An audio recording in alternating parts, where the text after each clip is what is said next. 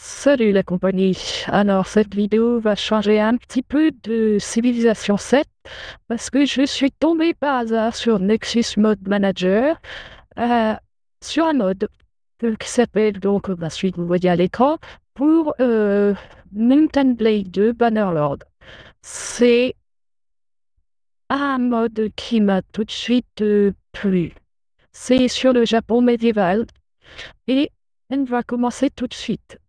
Donc, la première chose, c'est d'installer le mode ainsi que tous ses prérequis. Et il y a toutes les explications qu'il faut. Et quand on arrive donc sur la page de lancement, celle qu'on a l'habitude de Bannerlord, on va dans le mode et on doit valider les modes que l'on prend. Et comme ça, on peut jouer. Et donc, au lieu d'accéder sur le menu de Caldaria, on arrivera sur celui du mode Choco. Et,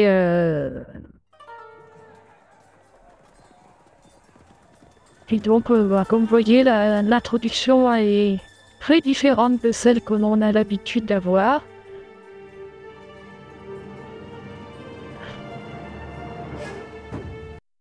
Voilà.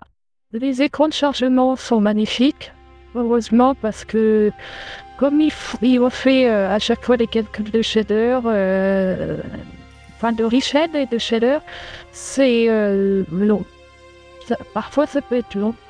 Donc on va commencer une nouvelle partie pour vous montrer un petit peu tout ce qui découle de de ces nouveautés, on va dire. Alors, ce qu'il faut savoir, c'est que le mode est assez lourd à charger car il modifie énormément le jeu.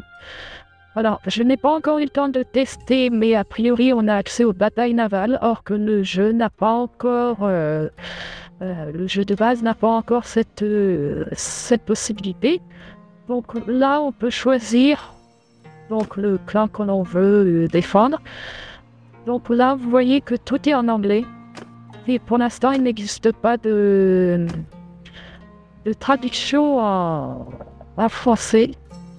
Donc, vous voyez, et apparemment, il y a encore une partie ici qui va être en travail.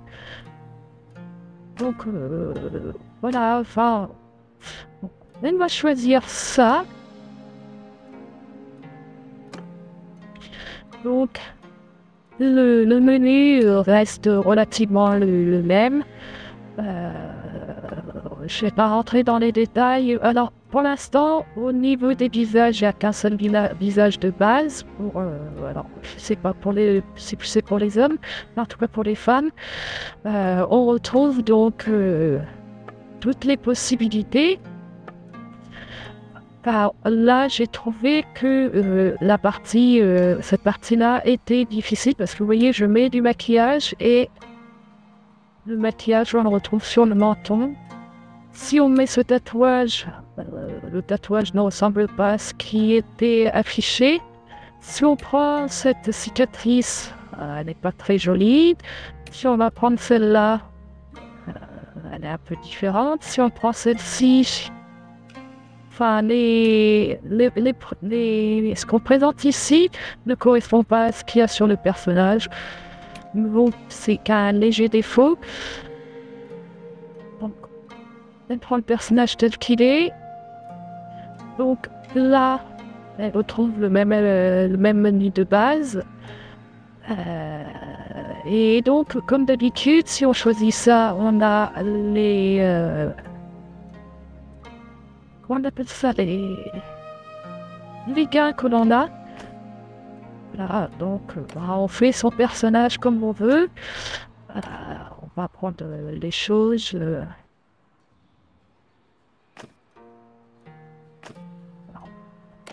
Les choses comme elles se présentent.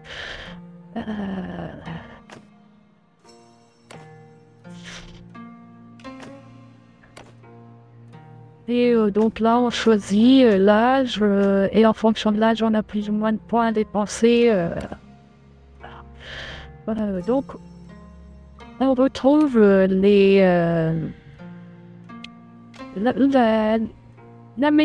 l'optimisation. Et franchement, le choix est quand même assez énorme comparé au jeu de base. Quand on voit tout ce qu'on peut obtenir. Et je trouve que c'est plutôt joli. Bon, on va prendre ça comme ça, on va y aller. Allez, on y va. Donc, je trouve que l'atmosphère est assez bien rendue. Donc là, vous voyez, vous avez tout un tas de possibilités de choix. Et on avance, on ne perd pas trop de temps.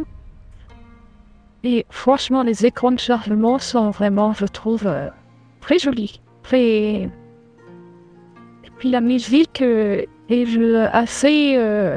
au niveau de l'ambiance, est vraiment bonne, je trouve. Et donc, voici l'écran de jeu. Alors, on peut dézoomer et on retrouve donc la carte du Japon. Et toutes les villes, tous les clans qui se croisent. Donc, on est là, on va aller chez les gens, enfin dans le petit village à côté. Donc on retrouve les personnes à rencontrer, les unités que l'on peut recruter.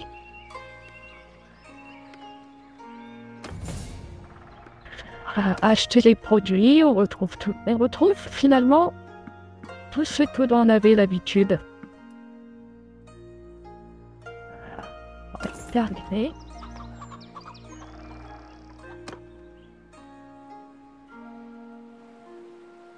Et on va aller dans la villa. Alors, vous voyez, tout ce qui est propre au mode est en anglais. Alors que, comme vous l'avez vu,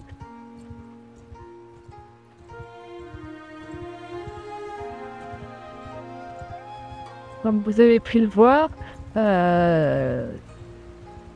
quand on rentre dans les villes, tout est en français. Moi, je vais aller parler avec ce monsieur et vous allez voir que tout est en français aussi. Donc, c'est vraiment des points spécifiques qui ne sont pas traduits. Bon, après, il y a quelques petits problèmes de typing, mais bon, ça... voilà. Et on retrouve donc se rendre au donjon, se rendre à l'arène, la taverne. On retrouve les personnages, les fameux vagabonds. On a, si on va là, on a tous les héros que l'on peut croiser. Enfin, on retrouve vraiment la base du jeu.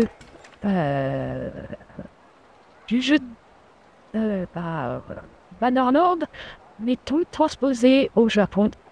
Et franchement, les modeurs, alors, comme je dis, j'ai joué peut-être 1 heure et demie, donc je n'ai pas eu un visuel énorme sur le mode, mais ils ont fait vraiment un travail énorme, je trouve. Et franchement, ils méritent vraiment d'être mis en avant. Donc, là, c'est les armes, vous voyez, elles ont toutes été adaptées pour avoir le visuel en rapport avec l'ambiance du mode. Pour les armures, c'est la même chose, et au niveau des vêtements et tout. Bon, les chevaux, ça, on s'en fiche un petit peu.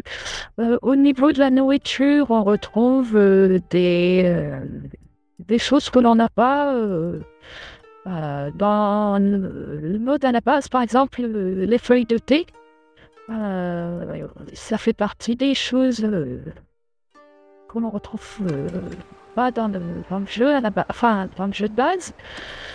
Comme vous voyez, on a vraiment, on retrouve tout ce qui a fait le succès de Bannerlord, mais transposé au Japon.